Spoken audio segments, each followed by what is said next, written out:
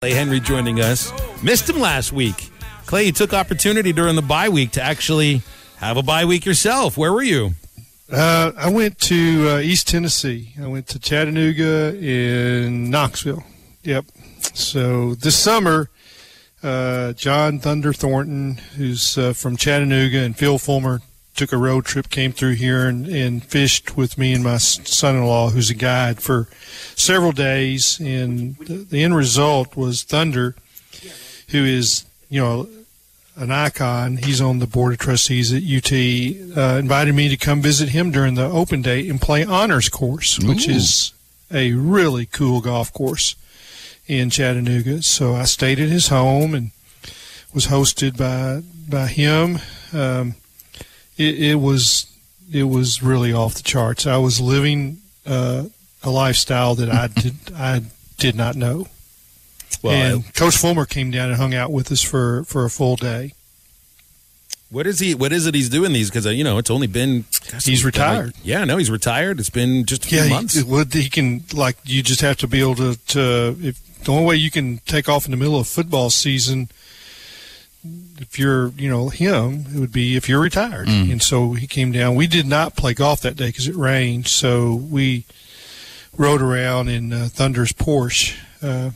Went up to some mountain developments that he's got, Jasper Highlands, and I also had lunch with Danny Woodson, who's retired in Chattanooga, a Razorback fan who's retired from Little Debbie's. Ran their sales team for a long time. I've known him, but it was kind of just cool to hang out. Then I went up to Knoxville, was going to fish the Clinch River with a couple of friends that come to Arkansas and fish with me, and the Clinch River, the TVA opened the floodgates and it was blown out. We didn't get to fish, so we had lunch one day at Calhoun's, which is just next to the stadium on the river. Just kind of did a lot of watch World Series games in Thunder's wine room, that kind of stuff. It's a cool way and my wife had gone to Destin with her sister. My wife went with her sister to the beach the previous week, so she had her vacation. I had mine. So you're fully rested. You're ready for that's pretty nice. The next 4 weeks in which we cross together basketball and football, and the weather's starting to turn a little colder and everything. And November is fun for crossover season, but now just like Coach Broyles used to say about November, they remember November, and this team, hopefully, as far as Arkansas football is concerned, is ready for a strong finish, because the month of October you'd really like to forget. The thing about the Arkansas schedule for so many years in the Southwest Conference, that there were usually two pretty tough games in October, one being Texas, and you get to November and the schedule was doable. This November schedule features Alabama. Yeah. So when you say we're going to make a run, you're hoping for 3-1, right? It was perfectly within the realm of possibility. I don't see any reason why. No, there's not. There's not. And I mean, it all has to do with who's healthy week by week. Some weeks you're going to have your guys, and there may be a key guy out a week. And it could be it's the other team too, and how those injuries match up with maybe what your strengths are. And it's a week-to-week thing. You're not going to know really how you match up with LSU until you get to next week. In other words, what happens to them, what happens to you. So you're getting LSU at the right time, right? Mm-hmm. Yeah, they couldn't even put enough players together to have their big scrimmage last week, and they're playing Alabama. That's what I mean. You're getting them at the right time. But you don't know. They may come through it all healthy, and Arkansas may come through the Mississippi State game not healthy.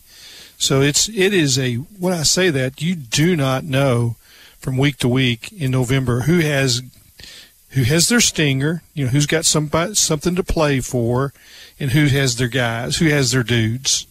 Mm-hmm. And, we already talked about the CFP rankings and everything, but I do want to bring it kind of back to that, because we saw that last night they made the precedent that a 3-loss team can be top 25. If Arkansas is able to beat, 17th ranked State, do you think they get into the CFP next Tuesday? Depends on how they play. I mean, if they play lousy, and win, they may not. I think that this is a committee that looks at how you play.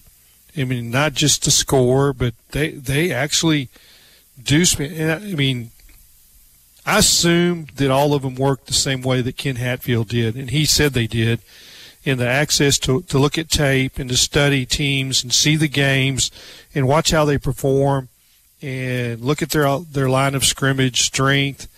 And I think that that's what gets some of these teams that, it's like, okay, we studied Wake Forest. Yeah, they're undefeated. Well, in the poll era, that's all you had to do.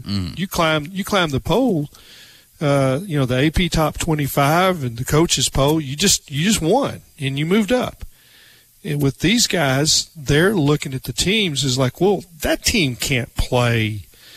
This team, they don't match up. They've played a weak schedule. I see who they play. They do not have the strength to match up in these situations, and that's how they're ranking them. It is tough to handle when you're one of those teams and you won the games that were assigned to you to play. Yeah, if they're going by the eye test and not just the records, no and all question. Of that, then Group of 5 team's never going to make it in there. Never. And, Clay, let's get into this Arkansas versus Mississippi State matchup, 3 o'clock at Razorback Stadium on Saturday. Two pretty different offenses, the way that they run things, right? Arkansas has the second most rush attempts, second least pass attempts in the SEC, and Mississippi State has the fewest rush attempts and the most pass attempts in the FBS. But, of course, just like Sam Pittman said in his Monday media availability, the pass is like a run for Mississippi State, too, because their running backs have 32% of their receptions. So, you kind of think of like, well, air raid, just the word air raid, you can see you're thinking deep passes all the way around. The average Will Rogers pass this year travels 4 yards, and they let their running backs and receivers kind of take it from there. Receivers' hands, their running backs' hands, and put you one-on-one with a linebacker. And so the job for Arkansas is to not make it a one-on-one tackle. In other words, there's somebody that's going to be there first, but make sure there's a second and third guy that get there so that you tackle, you swarm them. But there will have to be somebody first, but he can't whiff. And if you go back to early in the season, Arkansas gang tackled. They swarmed, and that was the strength of their defense. And as they've kind of gotten beat up, it's been less of that. And teams have done a better job of kind of spreading them out and then hitting that weak side of their defense where maybe there's not help. And but this is a little bit different attack, and everybody has copied what Arkansas did against Mike Leach last year, where they rush 3 and drop 8. And every once in a while, you sprinkle in something, and Rogers can make you pay. He's really good at recognizing when that extra guy is coming and hit you where he came from. So it's a cat and mouse game. And then the other thing that is just kind of mind-blowing is that they lead the league in time of possession, and they have these long, methodical drives where they're making 3 and 4 yards on these pass plays, and they'll run the tunnel screen when you blitz. So what you want to do is keep the ball when you have it. Don't score fast, and that's really kind of an oxymoron with Arkansas, right? Because they want to run fast pace and want to score fast. Well, then the flip side, if you do that, then you're leaving your defense out there, and you get to the fourth quarter, and Mississippi State's got fresh guys, and your defense is worn out. So it's those are the things to kind of watch for as the game progresses, and hopefully Arkansas has a fresh defensive line that can attack, even the 3-man rush. The way they did Texas A&M, if you've got that kind of freshness, and the way you swarmed Texas, that kind of freshness. So we'll see. 2 weeks to kind of get ready for this, and they probably were getting ready for Mississippi State when they were playing UAPB.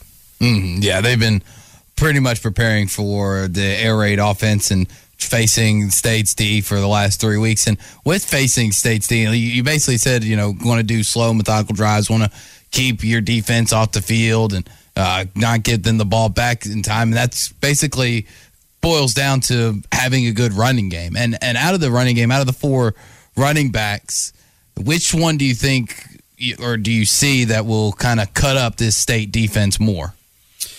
Yeah, that's a good question. And I think that the way to do that is to keep them fresh. You want a fresh back. And the reason why you want a fresh back is ball security. It's when you wear down that you seem to lose that football. And so that's the key to this game. It was last year. And if you'll look at the Kentucky-Mississippi State game, the turnovers were the key. Kentucky did well at the first of the game, but then the turnovers kind of let Mississippi State back in it. I think Kentucky was up 10-0, and then they kind of shot themselves in the foot, and that's what Arkansas did last year. I think they got a pick 6 and another turnover. But they've got to make some plays, and I think that who wins the turnover battle, because I think Mississippi State is hitting its stride, and we'll see if Arkansas can kind of regain that momentum that they had in September. Well, and in order to do that, they're going to need to do something that not a lot of teams can do. And Drew asked about running, who it is that you can run against this team, and I think you're right agreeing about keeping it fresh.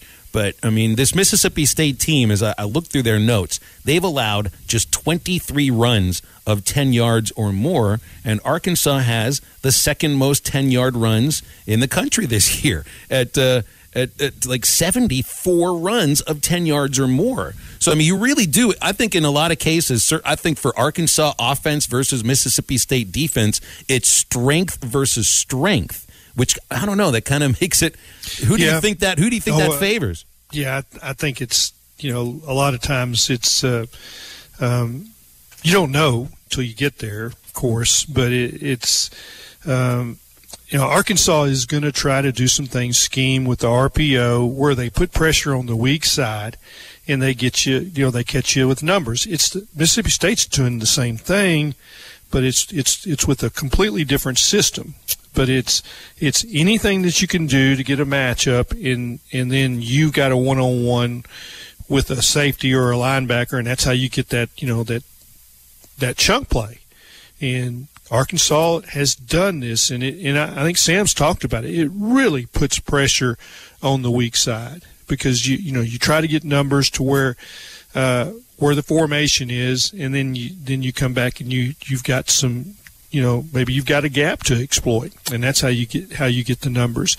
But I keep hearing we're going to get the ball more to Dominic Johnson, whatever, and I get that. I get that, but I really like Treylon, and I really like Rocket. It's not like those are bad backs, but it's you see what Dominic does when the defense is worn down a little bit, and he comes in. And he's a different style. He's a change of pace, and I think that's what makes him good. And I don't think,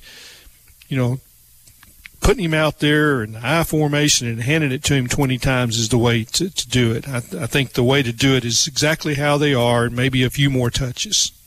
What's killed Arkansas defensively has been long pass plays, which has allowed the receivers to get past the secondary so often, but that's not really a thing that Mississippi State does very often. Their longest play from scrimmage this year is 43 yards. So it's like you'd mentioned earlier, and I know Sam Pittman hit on this. You can't miss tackles. You've got to get multiple players to the ball. And, one thing that Mississippi State is so good at, and I kind of wonder if this is one of the big differences between KJ Costello, last year's quarterback for the first half, and Will Rogers now, is recognizing where that space is that they crave for this air raid offense to give their receivers and running backs. And by the way, they don't use a tight end ever. They don't even have one on the roster. Some room to maneuver. And it just seems to me they have the quarterback now for this system. Looking last year with Costello, he wasn't the right quarterback for this system. Does this make sense? No, you're right. But it's the dump downs and the swing passes. That's what Costello did not. He wanted to throw it down the field. He didn't understand the concept of taking what the defense gives you. So, it's like, now, where will they attack? Well, it's an interesting battle this week to see who gets on the field between Jaden Johnson and Greg Brooks. Greg Brooks didn't start last week, and he's battling back. And those are, Greg Brooks made a big play against Mississippi State last year in a pick six. And so it's will they attack that nickel position? Yeah, I think they probably will. And Simeon Blair has missed tackles. Will they attack him if he's on the field? Is he back there? Miles Slusher, he's a young player. So those players, they have to play sound and not take the bait and don't give up the big pass. It's like, okay, we're going to cover, and they're going to take the check down, and then let's go tackle them. So that's kind of the game for the Arkansas defense. And will Trey Williams be that burst guy like you saw at Texas A&M? Mm. That was the next thing I was going to bring up, because he just hasn't looked anything like that player that dominated in Texas. You think it's about being worn down? Yeah, I think that's part of it. Yeah, I think so. He's beat up, an injury here or there. And they played some teams that they're going to get the ball off quick. So it's that's tough on the pass rush. If they don't hold it, you can't get there. They may see some runs. They may run it a little bit more against this, because teams have hurt them again on the weak side, just like what Arkansas has done. If you go light in the box, you're one guy short over there on the weak side, and that's where teams will attack. They were almost perfectly balanced last week. 35 runs, 39 passes, which I think for Mike Leach must have felt a little bit painful, but they won. I guess that's all that mattered to him. Clay, appreciate you, man. We'll see you Saturday, okay? Enjoyed it. Thanks. Appreciate it, Clay. Clay Henry from Hogs We're Illustrated. back and better than ever. A new web interface to start the basketball season, and more props, odds, and lines than ever before. BetOnline remains your #1 spot for all basketball and football action this season. Head to the new updated desktop or mobile website to sign up today and receive your 50% welcome bonus on your first deposit. Just use our promo code BELIEVE50 to receive your bonus. That's BLEAV 50 to receive your bonus. From basketball, football, and baseball postseason, NHL, boxing, and UFC, right to your favorite Vegas casino games. Don't wait to take advantage of all the amazing offers available for the 2021 season. BetOnline is the fastest and easiest way to bet on all your favorite sports. BetOnline, where the game starts.